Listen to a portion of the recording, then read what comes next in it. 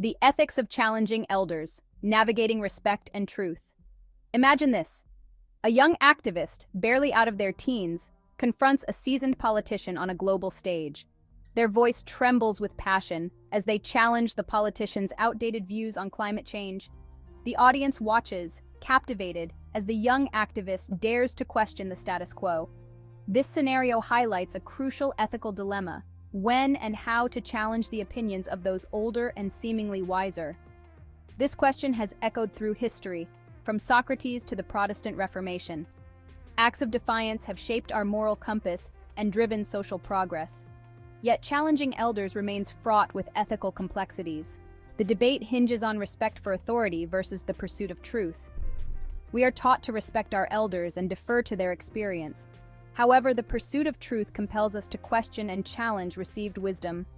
Blind acceptance of authority can stifle critical thinking and hinder progress. Imagine this. A young activist, barely out of their teens, confronts a seasoned politician on a global stage. Their voice trembles with passion as they challenge the politician's outdated views on climate change. The audience watches, captivated, as the young activist dares to question the status quo. This scenario highlights a crucial ethical dilemma. When is it right to challenge the opinions of those older and seemingly wiser? This question has echoed through history, from Socrates to the Protestant Reformation. Acts of defiance have shaped our moral compass and driven social progress. Yet challenging elders remains fraught with ethical complexities, demanding careful consideration. The decision to challenge an elder's opinion, therefore, requires careful consideration of the context, the potential impact of our words, and the relationship at stake. In some cases, silence may be the most prudent course of action. If the opinion in question is relatively harmless, a difference of taste rather than a matter of moral significance, choosing not to engage may be the best way to preserve harmony and avoid unnecessary conflict. For instance, disagreeing with your grandfather's preference for classical music over your favorite rock band is unlikely to have any lasting impact on your relationship or the world at large. However, when an elder's opinion veers into the realm of prejudice, discrimination, or harmful misinformation, silence can be misconstrued as complicity. Remaining silent in the face of injustice can perpetuate harmful stereotypes, normalize bigotry, and allow dangerous ideologies to fester. Imagine a family gathering where a relative makes a racist or homophobic remark. Saying nothing, while seemingly the easier option, sends a message that such views are acceptable, potentially harming those targeted by the prejudice and creating a climate of fear and intolerance. Moreover, silence can be personally corrosive, eroding our own sense of integrity and moral courage. When we fail to speak up against injustice, especially when it occurs within our own families and communities, we betray our own values and contribute to a culture of silence that allows prejudice and discrimination to thrive. This silence can weigh heavily on our conscience, creating a sense of unease and regret that can fester over time. The decision to speak up, however, should not be driven by a desire to win an argument or assert intellectual superiority. Challenging an elder's opinion should always be approached with a spirit of humility, recognizing that we too are fallible and capable of holding biased or inaccurate views.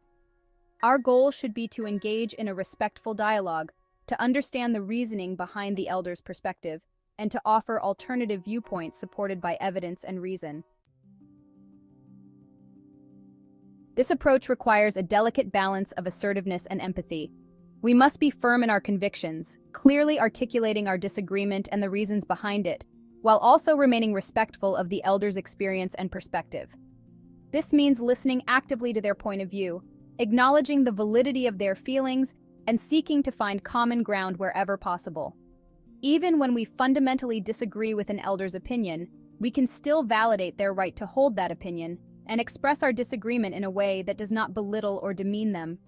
For instance, if a grandparent expresses skepticism about the severity of climate change, instead of dismissing their concerns outright, a grandchild could acknowledge their concerns about potential economic consequences while presenting scientific evidence supporting the reality of climate change and discussing potential solutions that address their concerns.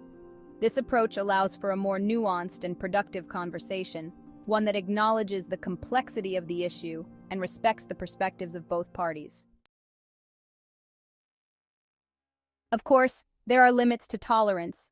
When an elder's opinion incites hatred, discrimination, or violence, it crosses the line from mere difference of opinion to a threat to the well-being of others. In such cases, silence is not an option. We have a moral obligation to speak out against such views, to challenge them forcefully, and to protect those who are targeted by them. This does not necessarily mean engaging in a shouting match or resorting to personal attacks. Even in the face of hate and bigotry, maintaining a calm and reasoned demeanor can be a powerful tool for dismantling harmful ideologies. By responding to hate with compassion and understanding, we can expose the flaws in prejudiced thinking and create space for empathy and reconciliation. This approach, while challenging, is essential for breaking down the walls of division and building a more just and equitable society. Ultimately, the ethics of challenging elders boils down to a question of responsibility.